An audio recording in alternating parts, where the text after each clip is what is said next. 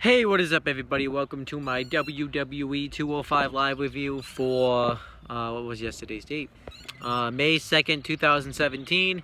And I'm doing the video again outside because it's that nice out. So let's just get right into the episode. We had Corey Graves and Tom Phillips on commentary for this show. And we had the first actual match on the show. It was TJP. Yes, they've shortened his name to just TJP. I don't know why, but they did. Versus Lince Dorado. Not really a lot of people cared about this match. You could actually see people leaving during this match because usually people leave during 205 Live. But the match, I thought itself was alright. I thought it had some good spots in it, but I didn't really care about this match either. We haven't seen Lince Dorado wrestle, I believe, since like February, I think. I don't even know. But it's been a while. But Lince Dorado hits a lot of cool dives in the match. A moonsault off the apron. TJ Perkins takes control during the match. He works over the knee of Lince Dorado. He tried to go for his mask a couple of times. There was a cool spot where Lince Dorado hit a moonsault like into a double stomp. Like a double knees to the back of the head right onto TJ Perkins, which I thought was cool. Then eventually Lince Dorado tries to put him away. TJ Perkins grabs at his mask, but the referee has to tell him to stop. And then this allows Perkins to put him in the knee bow. Lince Dorado tapped out, and TJ Perkins won. And afterwards, he keeps him in the hold an extra longer just to kind of show that he's a heel, and then that was it. I didn't really care too much for this, though. It was alright, but nothing special. Then afterwards, Neville didn't come out, or Austin Aries. I can understand Austin Aries, because he's selling the injury from TJ Perkins, well, TJP, I should say. I have to get used to that name change. But Neville wasn't on this show. Like, they both weren't. And you could definitely feel it, like, when they both weren't on the show, it definitely kind of hurt the show. Especially Neville, because Neville, you know, is like the king of the cruiserweight division. He's awesome. He really brings up the show, and not having him on the show definitely showed. Neville should have at least come out after this match and beat up the crap out of Lince Dorado. That's just what I think, because you could definitely feel the impact, especially too, because SmackDown. What made it hard to get into this match was on SmackDown. They just had that segment where Kevin Owens just took out Chris Jericho, and then you have to see TJP, who's bland as fuck. So it's like, you know, it's tough to get into that. Like, the crowd's obviously going to be dead after something like that. So whatever, though. So then next, Corey Graves interviews the Brian Kendrick, and the Brian Kendrick talks about how Akira Tozawa and him used to be friends back in Japan. He was a huge star down there because everybody in the cruiserweight division's friends. But then he said, then he came to the WWE, and he thought that he saw potential in Akira Tozawa. He thought he could teach him and show him the ropes. And he said that even though he denied my offer, I still tried to give him lessons, but they backfired on me because now he's throwing them right back at me. And then Kendrick goes to continue talking, and then Akira Tozawa wipes him out with a drop kick. And then he sits down in his chair and he looks at Corey Graves and he says, "Lesson number 5, always end an interview with an impact." And then he does his little scream, "Ah, ah, ah." But I like this. I like it. Like I said, I still like this feud. I thought this was something different than having a match. This was cool. This actually got me back into the show because I was all like, kind of, you know, obviously after that TJP Lince Dorado match and the whole situation that happened with Kevin Owens and Chris Jericho. This did get me back into the show. I enjoyed it. And I like this feud. This is probably my favorite feud. Other than Aries and Neville in the cruiserweight division, though.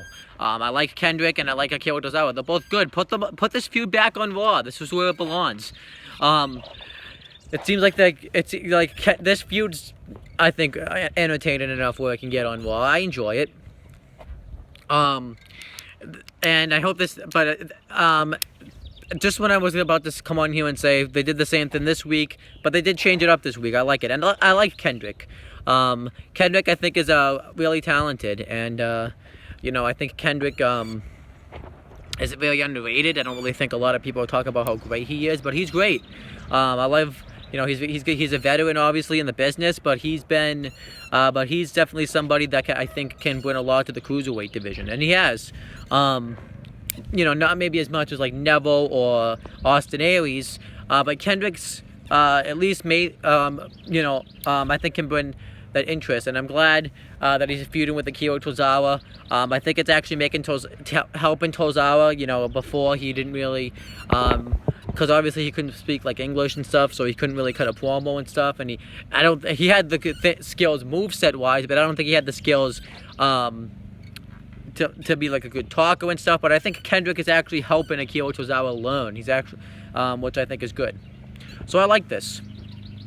I kind of hope they keep this feud going, at least a few more weeks, because it's enjoyable. I enjoy this feud. This was my favorite thing on 205 Live this week. But yeah, really put this feud on Raw though, because it belongs on Raw. And then we had the next match. It was Mustafa Ali versus Drew Gulak. Before the match, Drew Gulak cuts one of those little video promos. Pretty much a public service announcement about why 205 Live needs to stop the high flying stuff. He said that he saved Mustafa Ali last week from injury, and he said that he's willing to bring in a new change. And I like this match here. What I liked about it was the psychology behind it. Mustafa Ali kept trying to do his high flying moves, and Drew Gulak wasn't letting that happen. He actually prevented Mustafa Ali from doing his movesets. Like, he went to do like one of his high flying moves in the corner, but Drew Gulak like ran really fast outside ran on the apron. Like, Drew Gulak pretty much took away Mustafa Ali's offensive maneuvers, and I liked it. He goes for his inverted 450. Drew Gulak stops him, and Mustafa Ali has to improvise because he's not in range enough to hit the inverted 450. So instead, he goes for a frog splash. But Drew Gulak gets the knees up, covers him, and gets the win. And afterwards, he cuts a promo about how he's on the right step, changing the direction of 205 Live, and how when Mustafa Ali tried to do his flying moves and ended up costing him the match, he ended up crashing and burning. So I hope they continue this. I kind of wanted Austin Aries to come out and beat the shit out of him, just not because I hate Drew Gulak or anything, but just because I think that would have been cool, and it would have, been able to incorporate Neville and Aries in the feud, but it didn't happen. Now, I'm not saying this show was really bad because it didn't have Aries and Neville, but it definitely, you could definitely feel it. Like, I can understand Austin Aries not being on the show. He was injured, but Neville really needed to be on the show, especially after you did the whole stuff with Kevin Owens and Chris Jericho. You could definitely feel like 205 Live without Neville definitely has like a big impact. So yeah, Neville can't miss any more shows though. And then I believe we had the main event. It was Rich Swann versus Noam Dar. I like the match, but I don't really care about the storyline, and it doesn't look like it's over yet. So Rich Swann dominates Noam Dar, but then Noam Dar works over the knee of Rich Swann. He hits a soccer ball kick, driving him face first into the apron. They both start trading shots on the outside, and Noam Dar really takes Rich Swann's elbow. There was actually a funny commentary line in this match where Corey Graves said that it took Noam Dar 4 hours before to fly in or something, and Tom Phillips and Corey Graves just realized how idiotic that line is, so they both bursted out laughing. You could actually see it on commentary. But yeah, Rich Swann makes his comeback. He hits the Phoenix Splash, but he can't really capitalize because of his injured elbow. But then he has a kick to the head on Dar. Noam Dar works over the injured shoulder. He gets him into the Fujiwara armbar, which it looked like crap at first, but then he eventually recovered from it. Rich Swann's able to get to the ropes. And eventually, he goes for the Phoenix Splash again. Noam Dar puts him in the tree roll position, works over the injured arm, and then he hits the running kick, knee to the head for the win. And afterwards, Alicia Fox comes out, and she wants to reunite with Noam Dar, and they reunite. They're back together again. And I'm just like, oh, because it's like this Alicia Fox storyline is one of those storylines that's never going to end. It's absolutely terrible. This storyline really needs to end, and I thought we were finally on the verge of that happening, but it didn't happen. I'm guessing what's going to happen is, because obviously Rich Swann did this for Cedric Alexander. They want Cedric Alexander, I think, to come back, and then he'll be the one that finally ends the storyline, but this storyline really needs to end. Because, like, where do you go from here now? You can't really have Rich Swann be inverted in the feud because he lost. And yeah, I just don't know. And this was kind of like a lame ending to 205 Live, you know. It was supposed to be this big happy thing, but then Noam Dar is just back with her now. So I don't know where this goes. Overall, I thought 205 Live was an average show. Wasn't anything special. You could pretty much skip this show. The matches were okay. The highlight of the show is definitely the Kendrick interview, but you can probably find that on YouTube somewhere. And the Mustafa Ali Drew Gulak match.